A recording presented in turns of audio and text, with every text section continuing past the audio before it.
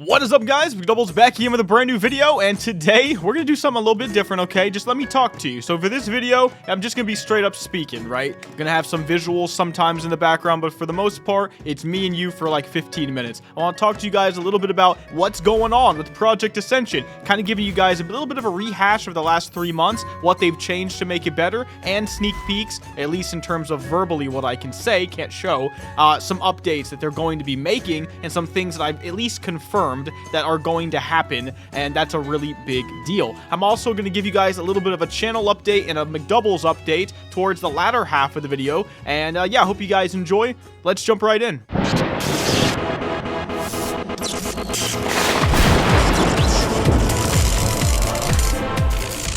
Alright guys, so today I just want to talk a little bit about what is going on right now with Project Ascension, but also with my channel. I don't do these types of videos often. It's probably my downfall, actually, for YouTube. I think you guys know what I mean. So I'm going to start off this video by talking about what's going on with Project Ascension, because that's supposed to be the point. I'm going to end the video by talking about myself and my channel and where I'm at right now, and that way, if you don't care at all, you don't have to watch past, you know, well, check the timestamps below and you'll know exactly where you can skip, right? But let's start off with what's going on with PA. So I put out my video that did a 16-hour grind for Serpent Form, and it did really well on YouTube, but it also kind of showed everybody that, yeah, there were these awesome brand new World Forge enchants. Woohoo! It's so fun, right?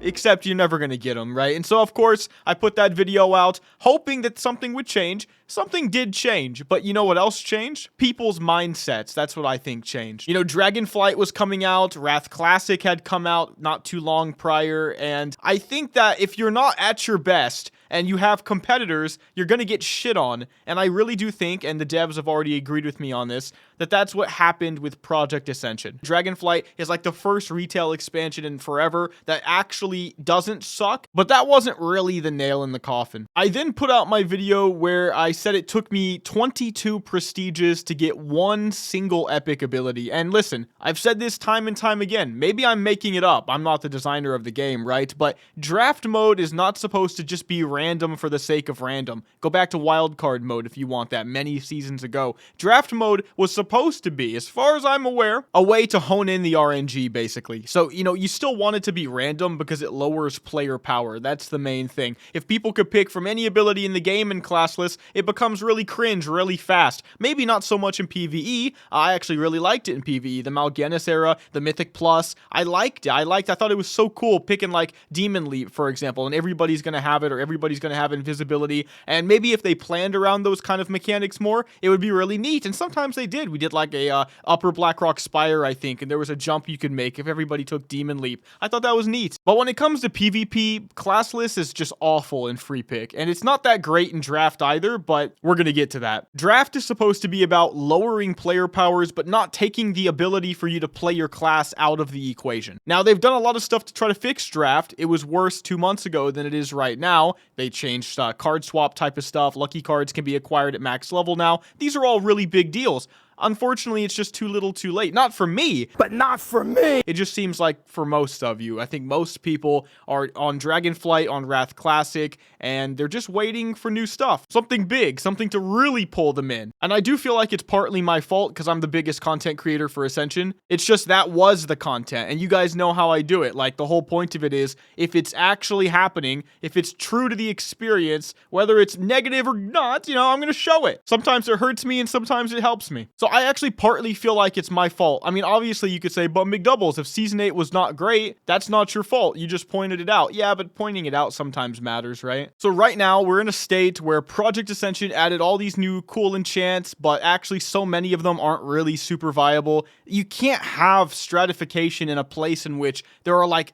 10 classes out of 100 that are just not just the best, but doing 14k single target DPS. I mean, I've seen screenshots of 19k single target DPS, and then what's just wanted for Ascended is something like 8k. Why is there a 10k DPS gap between what is required for an Ascended raid and what is possible regularly if you just have decent gear? I've never understood why that's ever allowed. And that's not even to talk about the ones that are like, let's say you want to play a Fire Archer or Frost Archer, or you want to play anything different, right? You're going to do like 4k DPS at best. And it's like, okay, why is it even in the game? So PvE is much better than the PvP on Ascension, that's for sure. I think it's really their hallmark right now, and I think a lot of you guys agree with me on that. I know a lot of us miss the high-risk PvP. It was really awesome when it was in its heyday. I don't know if it's ever coming back the way it was, though. But at least the Mythic Plus system is really good, and they do have a really awesome thing going for them in that regard, if they can just fix the weirdness that is the draft mode. And again, they've made some changes, but they've made some big mistakes as well. Remember the skill card shop? Remember how you used to be able to get any skill card you wanted? Well, they took that out of the game because sweaty players could have perfect builds. And I thought to myself, so you're gonna punish 99% for 1%. I've never understood that. Now they're random, and I've only got one card the entire season that was good off that shop, and I've wasted numerous Dark Moon tickets, which is what you use to purchase them, re-rolling on that shop. And to me, that was such a mistake, such a miss. The amount of builds I could have made, the amount of happiness I could have had has just been eliminated because, well, I still don't have so many cards, despite playing this game almost more than anybody else, despite putting more gold into this game than all but the most crazy of players in that regard, right? I don't have a lot of things. Overall, it's just an over-reliance on RNG to kind of make up for a lack of understanding on how to do proper design, and I think that's sad. One thing I can tell you guys is that they're almost certainly going to swap that skill cards shop out to the original version. I can also promise you they're going to be making some crazy big changes to the idea of making any class work with any ability you want in any playstyle you want. That's about as much as I can say without being, you know, untrustworthy, right? I don't want to say stuff that people tell me in confidence to everybody, but I can promise you guys, generally speaking, that apparently some crazy big things about to happen that's going to allow you to play with crazy combinations if they get it right. And they might even invite me to do some testing on that, and we might actually do a video on that. I can also promise you guys that I've seen some behind the scenes stuff where they are going to create basically a new mode at some point. Whether it ends up as a new game mode or a brand new server like the Mal'Ganis era, I don't know, but they're already prototyping some stuff that they've shown me. Some of it has to do with the ideas I've actually put forth, and it looks like it's going to be good and way better than Draft. When that's going to come out, though, I couldn't tell you. So currently, the state of Project Ascension, just to sum it all up, because I know I'm just kind of ranting my thoughts at this point. We started off Season 8 with World Forge enchants, a lot of interesting stuff to do, a lot of high-risk changes, but from my perspective, it was an RNG-filled mess. They got real greedy with a lot of the shop prices and stuff. And yeah, we could just finish off the summary by saying, you know, it just wasn't the best that it could have been. They underperformed a bit on Season 8. They possibly oversold it as well. And then crazy big things came out, and that hurt it, right? And so because I kind of rely on them making good decisions, it was like a huge F. So I might try some new things. I will just say, like, there are fixes, right? And I just want to throw my fixes out there. Some things I know are going to get fixed, like the shop, or at least I was told it will almost certainly happen. You fix the card shop, you, I think, long-term plan out a brand new glyph system for the random enchant system. So same random enchants, but you use like a glyph user interface now and not put it on your gear. And the reason I think that's good is for like many reasons. Number one, having it on gear is just kind of awkward and cringe. Number two, it streamlines the purchasing. And by that, I mean people know to look up scrolls, not looking it up on pieces of gear, which is just a bit weird. And also allows you to put scrolls in more places. Number three, when Wrath comes out, I think that's how they utilize inscription.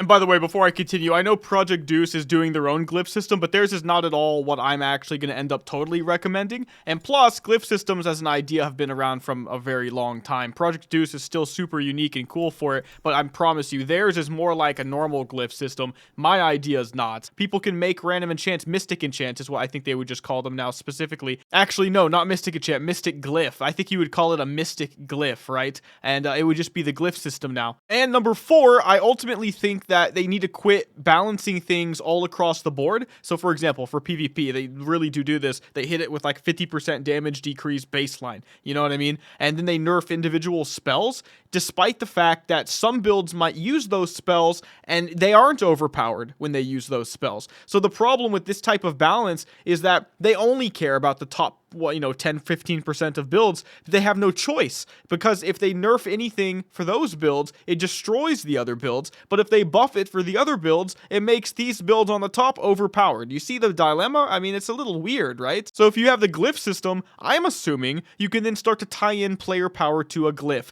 probably the specific legendary enchant that you take, but I don't see why you couldn't attach it to epic enchants sometimes as well. Who would have thought? It's like if you take this enchant, you get, an increase in the damage of the spell. Like, let's say Desolate Wind Bolt also might come with like a extra caveat that says you get 10% more lightning bolt damage. It's like, oh wow, it's like not every lightning bolt themed enchant might do that, so that's interesting. But I would say, like, for legendary enchants, then you could really break it down. If you take this enchant, 50% more fireball damage, inner fire when you get hit, 30% more damage there, but then like a different fireball based enchant, it might not do that. It might do 20% more fireball damage from the baseline. Then if they did that, come on, dude, this is the best idea in the freaking world. I hope they're watching.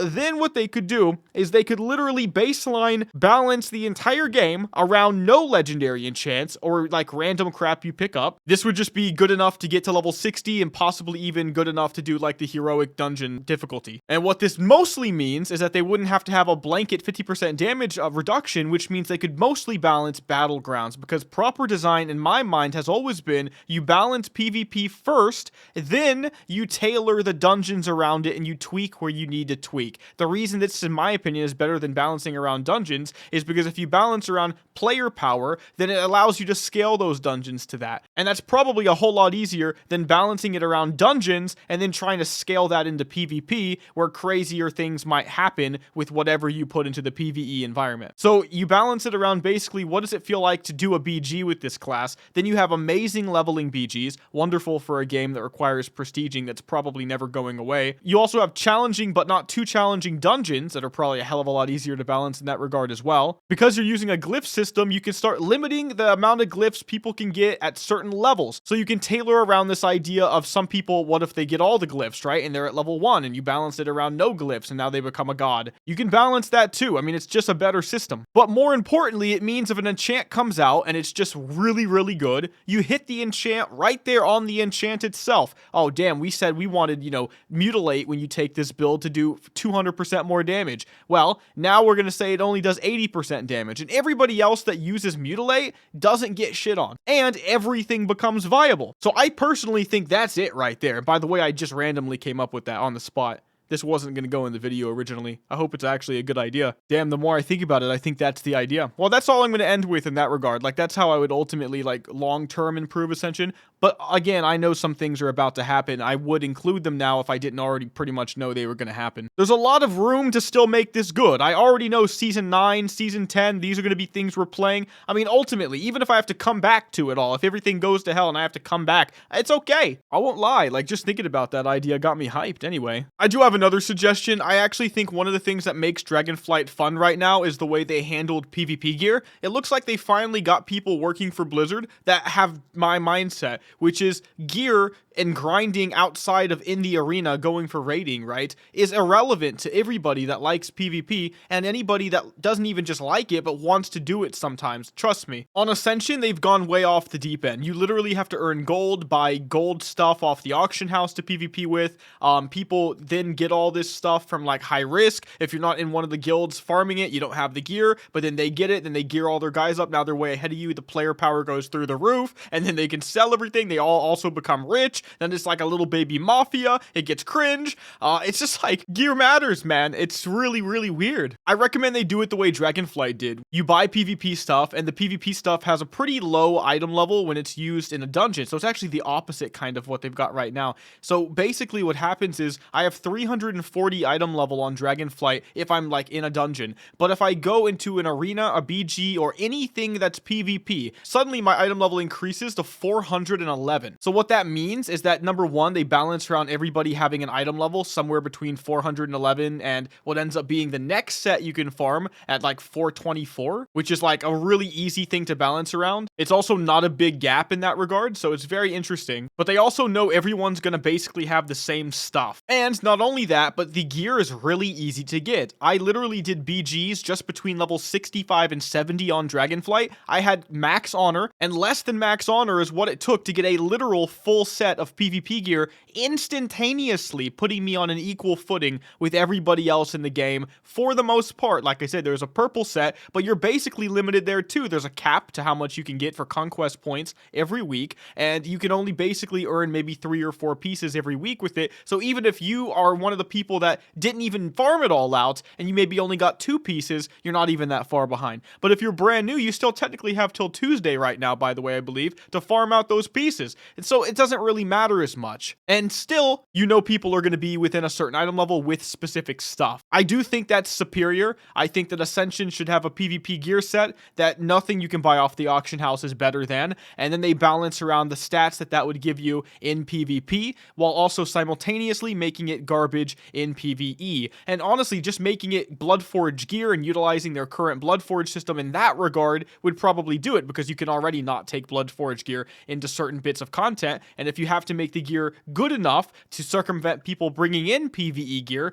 then you can maybe change it to where Bloodforge gear can't be used in even more types of PvE content. I understand that the original premise of this game was high risk, and that's why they created the Bloodforge system. That's why they've had the balance around it the way they did. But I mentioned high risk was changed and apparently made better with Season 8. I've almost not touched it at all. I think I've got a single kill in high risk this entire season. And to me, it feels like the PvP community on Ascension just keeps dying. It keeps getting smaller and smaller. Not something I want to say, not something that I like, and something I definitely hope changes. I won't lie. But that's still a reality, right? So I think that saying, well, this is made for high risk is kind of meh. So I really don't think it would be a big deal to just add a PvP set. And by the way, if there were PvP sets, which are buyable with honor and conquest points, more people would probably want to do high risk if you do everything I said, especially because high risk is actually fun when you have a chance. It's not fun when you only don't have a chance, because some guy's build is broken or some guy outgears you. And honestly, that's like 90% of the time that you lose in Ascension. And so I totally get why none of you like high risk. I mean, I'm filled with comments. Oh, you like high risk Mcdoubles? I hate it, and here's why. I get it, but I still think it can be made right. They took out the skill card shop and replaced it with an RNG based mess that was just disrespectful, to be honest, to the players. Oh, one thing I didn't mention, they had a hyper reliance on XPRs and XP pots, and I know they need to make money and I want them to, because how are they going to survive if they don't have it? But when it feels like everything is reliant on it, that's not good. I will say I've put in probably $100 worth of donation point stuff just this season, and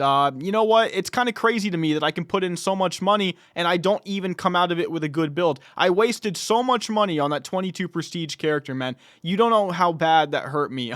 When you combine that with the crazy RNG of some of the stuff, or at least the crazy grinds, it just left a bad taste in my mouth and a lot of y'all's mouths as well. And that's where we're gonna pivot right now, because like, what's going on with me? Because I don't stream that often. I was going to stream a lot with Season 8, but I also had horrible client problems. Apparently, they recently pushed out a big update that's supposed to help with that. Kalthazad, which is a guy that's a dev for the game, he's been working closely with me for like 3 weeks now, trying to fix what my issue and what apparently is not just my issue. Just so you know, I'm not just an idiot. Apparently, a minority of players have also consistently reported this as a glitch or a bug, and the devs had no fix for it. So a lot of people have actually been screwed just like me, just not as many as the ones that are perfectly fine. So that's why I can play retail WoW at 200 FPS and like never lag one time, and it's insanely smooth. And then I get on like a 10-year-old client, and for some reason, suddenly in Season 8, I literally am at 1 FPS on stuff that it's just not deserving of such. So I was going to stream like all the time in Season 8, but I'm not streaming lag for you guys. I was so embarrassed by the Zul'Gurub run that I did on my second stream, because I didn't know it was going to lag at all. I had literally no idea this was going to happen. And here I am. I'm like, yeah, I'm going to do Zul'Gurub with the guild. It's going to be fun. We'll hang out with the chat for a few hours, and I couldn't even play the game. I was so sad, you know, and I was still doing decent DPS, bro. But hey, I couldn't play the game. And I was like, oh, surely this will get fixed in a week. It never did. And so that actually probably screwed me more. I'm currently in a place, guys, where I am not making good money off YouTube. I never was making good money off YouTube, but I was making enough to pay my rent, pay my bills, feed my animals, and survive. I'm currently in a place as of December where I don't know if this continues, if I'll be able to keep doing YouTube. Isn't that kind of sad? And I don't want money from you guys. I actually think my downfall is that I don't want money from you guys. I don't ask for donations. You've probably seen in my last few videos, I've kind of tried to push becoming a member and the store merch thing, but it's just not in me, dude. It's just not in me. Like, I'm trying, and I'll I'll keep trying, but it's just not in me. I don't like to get money from people. I don't deserve your money. And I know that's my downfall, but I don't know what to do with it. I'm just trying to put out these playthrough videos and almost basically put out a video that's basically a shortened version of what I should just be streaming. Because honestly, that's probably what I should have been doing for 3 years now, is just streaming. Oh, and also I do want to say, I did tell Project Ascension, like the people I'm close to, right? Like what's going down. And I said it obviously in the detail that I felt was appropriate because I wanted them to know that they're affecting people, right?